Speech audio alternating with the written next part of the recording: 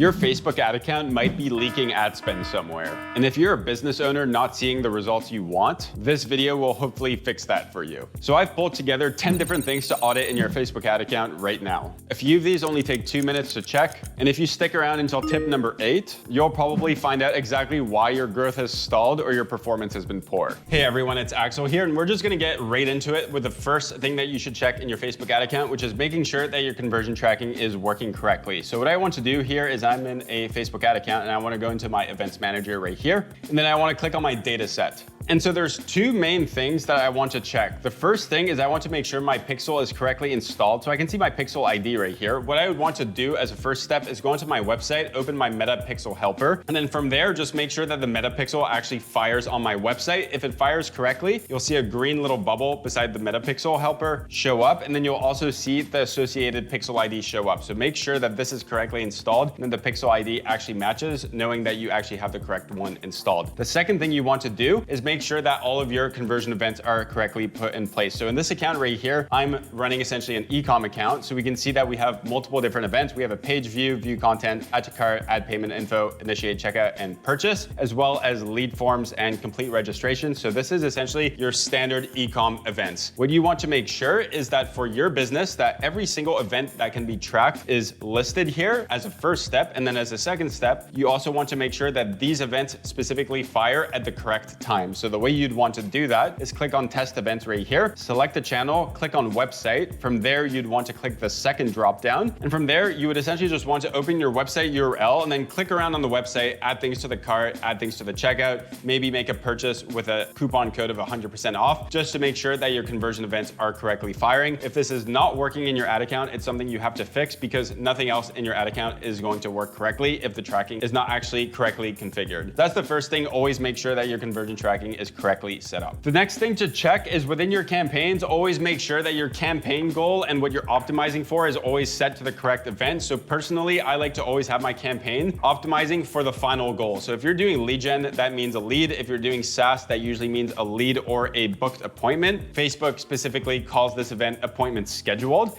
And then for e-com, you should always be optimizing for the purchase event. In my opinion, optimizing for the final goal is typically what gets you the best ROI because you're essentially telling the ad platform exactly what you want it to get you more of. So if you're doing e-com, generally speaking, you'll get a way better result if you're optimizing for purchases as opposed to optimizing for something like add to cart. A lot of people think that the add to cart campaign will outperform because you're essentially feeding the algorithm more events because more add to cart events happen than purchase events. But what actually happens is that it's just starting to optimize a campaign by showing ads to a lot of people who like to add things to the cart without actually completing that final action of a purchase. So always double check that your goals are always aligned and that the optimization setting is correctly set up. So right here, I'm in an e-com account and I can see that all of my campaigns here are currently configured to optimize for the purchase event, which is exactly what I want. Moving on now to tip number 3, and this has to do with account structure. So you always want to make sure that your account has a structure that makes sense and that is well organized. There's 3 different ways you can label an account. Usually there's low spend, medium spend, and high spend, and there's different account structures that work well for each one. I made a whole video on this, but generally speaking, if you're new to Facebook ads and are not spending too much, let's say $100 a day or less, typically speaking, I like to just have one campaign which encompasses existing, engaged, and new customers all under a CBO and just let the algorithm run like that. And it usually just performs a little bit more efficiently once you just give the reins to Facebook. As you start climbing in spend, and let's say you're spending a medium amount, at that point, you'll usually want to start taking control and have maybe a retargeting campaign on the side and a retention campaign on the side, kind of like what I have here. So as you can see, I have a campaign that's dedicated entirely to net new customers. I have one for retargeting, so people who are aware of my brand but have not bought yet. And then I have a retention campaign up here, which is dedicated to people who have bought before and I'm just trying to get them to buy again. That's a good structure in my opinion for a medium spend account. And then the second you're starting to get into high spend territory, if you're spending 50 to 100K plus a month on ads, you usually want to start having campaigns that are fully dedicated to testing new creative, to scaling winning ads and things of the sort. So make sure that your account structure is always well organized and that it actually serves a purpose to what it is you're trying to achieve. Tip number 4 now is audience segment reporting. And making sure that this is correctly set up. So in an ad account, you're gonna want to go on the left here and click on advertiser settings. And then from here, you will want to scroll down and click on audience segments. And you want to make sure that both of them are defined and that they are defined correctly. So your engaged audience should encompass people who have interacted with your business before, but have not actually bought something from you. And then your existing customers should be people who have bought from you before. So in an e-com account, existing customers typically encompasses your purchasers. And then for engaged, this typically encompasses people who have added to the cart or have been to a website page before. So as you can see here in my engaged audiences, I have my add to carts in the past 180 days. I have my website visitors in the past 180 days. And then I have a second website pool and those visitors in the past 180 days. Whereas for my existing customers, I have two different lists. I have my pixel data of the purchasers in the past 6 months. And then I also have my CRM upload, which is dynamic of those purchasers. So always make sure that your audience segments are defined and that they're defined correctly. If possible, have both the pixel and CRM data to make it more accurate. And what this is gonna do is it's essentially just gonna tell Facebook exactly who your existing customers are, who your engaged customers are, and it'll therefore have a better idea of which new customers are more likely to convert. And it'll also show you much more clearly where your spend distribution is going, which is the fifth thing you want to check in your account. And once this is correctly set up, you'll essentially be able to see your spend allocation. So that's something you always want to be checking on a very continuous basis, is how your spend is being allocated in your ad account. So right here, if I go to the previous, let's say 3 months of results, what I can do now is, since my audience segment reporting is correctly set up, I can click a breakdown right here, click on audience segments. And then if I click right here, I can see exactly how much spend and what my cost per result is for engaged customers, existing customers, and new customers. This is super important to know because a lot of the time, if you don't take control over the spend by having correct campaigns, which are based around each one, Facebook will often start overspending on existing and engaged customers because it knows it's able to get a better ROAS with that, even though that is not actually how you profitably grow a business and scale it. So this is something you always want to check. Preferably, I like it when about 80 to 85% of the budget is spent on new customers, about 10% is spent on retargeting or an engaged audience, and then maybe 5 to 10% on retention and existing customers. So right here in this account, I can see that in the past 3 months, it has spent $788, and that out of that 788, about 75 to 80% was spent on new customers, as we spent 600. Engaged spent 79, so that's about 10%, and then my existing customer base spent $108, which is about 12 to 15%. So by analyzing this data right here, I would say that my engaged spend is actually at a good level, but maybe my existing customer spend is a little bit too high. And so what I would want to do is potentially tone down the spend here and place that budget into the new customer acquisition channel, which lives essentially in this campaign right here. So always make sure that you're continuously checking where the spend is actually being allocated and that you're not overspending on your existing customer base, because that customer base is likely to convert without seeing an ad in the first place a lot of the time. So that's it for tip number 5. Before we continue, if you like this video so far, feel free to give me a like and a subscribe below. That way you're updated on all my newest videos to come. Now, the next thing you want to check in your ad account is the placement performance. So I can just exit on this audience segments right here. And instead I want to segment now by placement.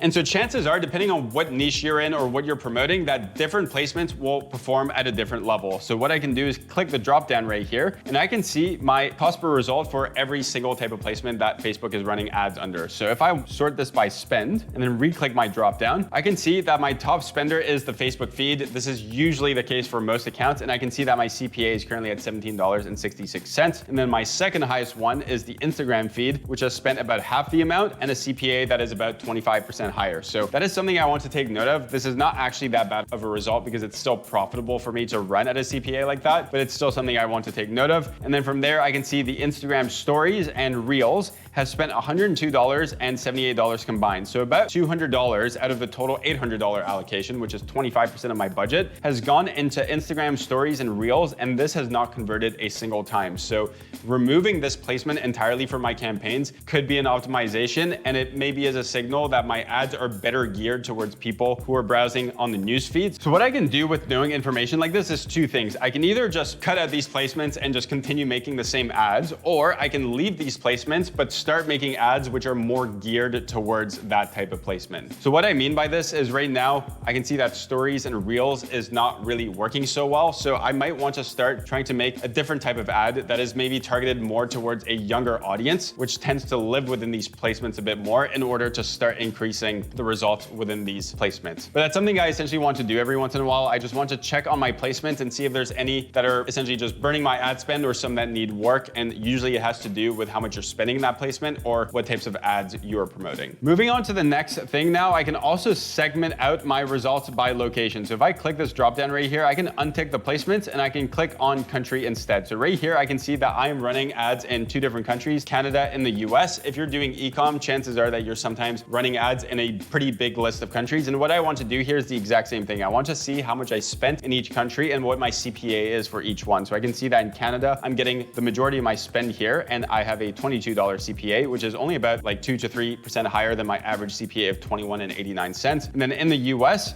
the spend is a lot lower, only at $16, and that my CPA is at $16. So this one is essentially spending a little bit less, but it's also getting a slightly more efficient result. And so what you want to do here is the same thing as the placements. Try to see if you can find any countries which are either overspending without getting a result or spending a lot of money while getting a very inefficient result. And if you see any countries which are performing poorly, you might as well remove them from your campaigns. That way the money is used to be allocated in countries and regions which are more efficient in terms of your ad spend. Moving on to the next tip, which is your frequency and making sure that your frequency doesn't get too high. So what I can do here is look at the last 30 days of spend. So in order to see the frequency, what I want to do is click on this drop down right here and click on customize columns. And then I could have essentially my spend, so my amount spent, and then my frequency. And so what my frequency is, it's essentially the impressions divided by the reach. So it's essentially in the past 30 days, on average, how many times has the average user seen one of my ads? So right here, I can see that in this ad account, my frequency is at a 2.81. That essentially means that out of all the people who have seen my ads and out of all my impressions, the average user has seen 2.8 ads in the past 30-day window. Knowing this number is super important for 2 different reasons. For audiences like retargeting and retention, if your frequency gets a little bit too high, that is usually a signal that you are showing your ads too often to the same people and that you are overspending on these audiences. Whereas on new customers, if your frequency is too high, that does not necessarily mean you're overspending on that audience type. But what it does potentially mean sometimes is that you're lacking of creative diversity. And so what's going on is you only have a certain type of ad that's being displayed and it's always being shown to the same type of prospect. And what you should be doing instead is diversifying the ads. That way, Meta potentially finds new types of prospects to show ads to, and it's therefore able to distribute a wider variety of ads across a wider range of people, therefore showing your ads to more people but fewer times. And so this is a number you always want to keep in mind and keep a look at. Within a 30-day window, I usually try to stick to these goals. I think prospecting should usually be between a 1.5 to a 2.5. Your retargeting should be between a 4 and a 6, and your retention should be between a 7 and a 10. And if your retargeting and retention frequencies are above those thresholds, you should probably just reduce the spend a touch on those campaigns. And if your frequency on new customers is, let's say, above a 3, you should probably try to find ways and come up with new concepts and different styles of ads which would resonate better with a different type of person. Moving on to the next tip, tip number 9 now, which is locating your poor performing ads and cutting them. So what I want to do every now and again is make sure that in my ad account that there aren't ads that are just absolutely just ripping through my ad spend without actually providing a result. So what I want to do, for example, is look at a big time window here. I'm going to click on this campaign, click on my ads, and then just sort them by spend. And so a couple things come to mind here. I can see that my top 2 ads are the only 2 ads that have actually completed a purchase. I can see that my average CPA is at $76 and that my top performing ad is at 68 and the one below that is at a 65. So these are actually my top 2 performing ads. I don't want to touch them and I want to definitely keep them running. However, I can see that this ad right here has spent the 3rd most. It's spent $39 without actually getting a purchase yet. Now, this is not an ad I would actually want to pause